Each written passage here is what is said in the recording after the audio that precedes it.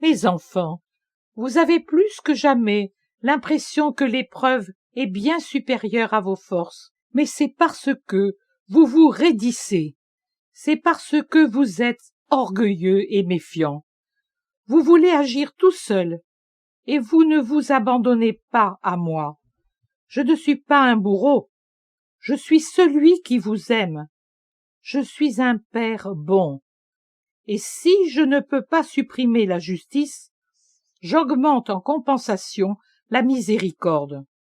Je l'augmente d'autant plus que la justice croît sous la marée des délits, des blasphèmes, des désobéissances à la loi qui recouvrent la terre. Vous y faites naufrage. Que vous soyez innocent, presque innocent, coupable ou grand coupable, tous vous y faites naufrage. Or si, pour ces derniers, le fond de la mer sera au fond de Satan dès cette vie, par le déchirement d'une conscience qui les mord et ne leur permet pas d'être en paix, bien qu'ils feignent le contraire, pour les deux autres catégories, le fond de la mer se trouvera dans ma miséricorde. Il l'est déjà pour les presque innocents, et il se trouve dans mon cœur pour les innocents. Mais miséricorde et cœur sont déjà ciel, et, après les consolations sur la terre que je ne leur refuse pas, et tu le sais, le ciel est prêt pour ceci. J'ai dit autre chose à ton esprit, et ton esprit n'a pu le faire écrire à ta chair exténuée. Je te le répète donc.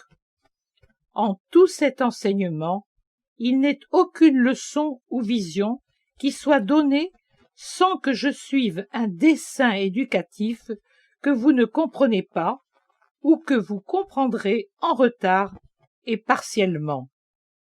Si vous méditiez avec une intuition lucide, vous vous apercevriez que les leçons que je vous donne pour accompagner les dictées et les contemplations du porte-parole sont toujours en rapport à des événements dont la venue est proche.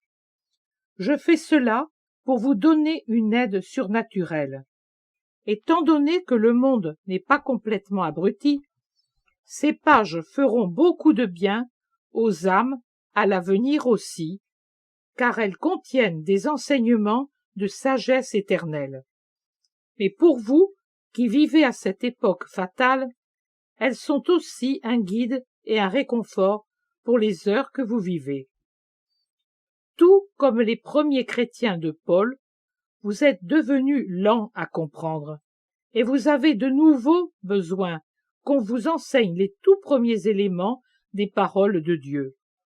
Vous en êtes arrivés au point d'avoir besoin de lait, non de nourriture solide. Vous êtes redevenus des enfants, non en ce qui concerne l'innocence et la simplicité, ni la foi certaine, mais par votre incapacité à marcher dans la foi et à comprendre ses vérités.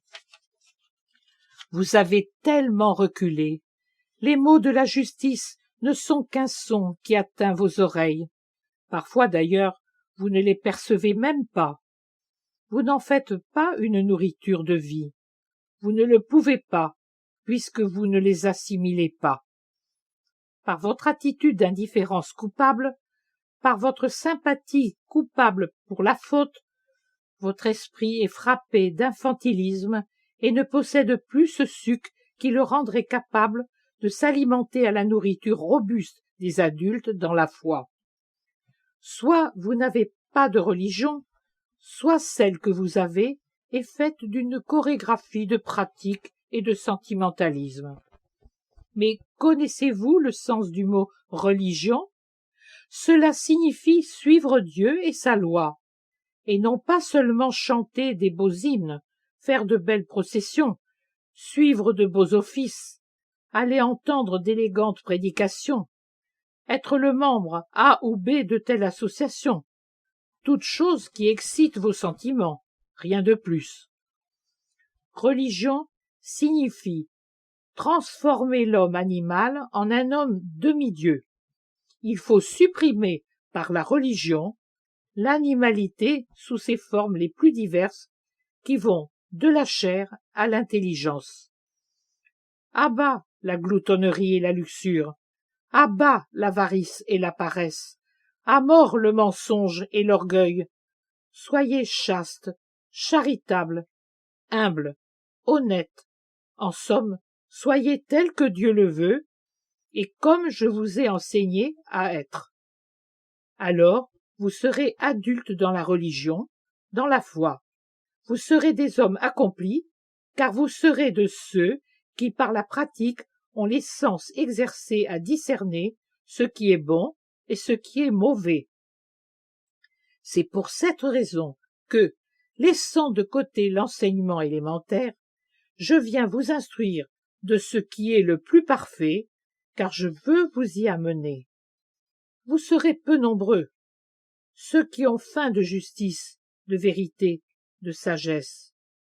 Mais à ceux-ci, à mes bénis, je donne un pain qui les aide à savourer toujours mieux cet autre pain que je suis, moi, l'Eucharistie. Déjà, dans ma vie publique, j'ai fait précéder le pain du sacrement par le pain de la parole. Le second doit toujours préparer au premier.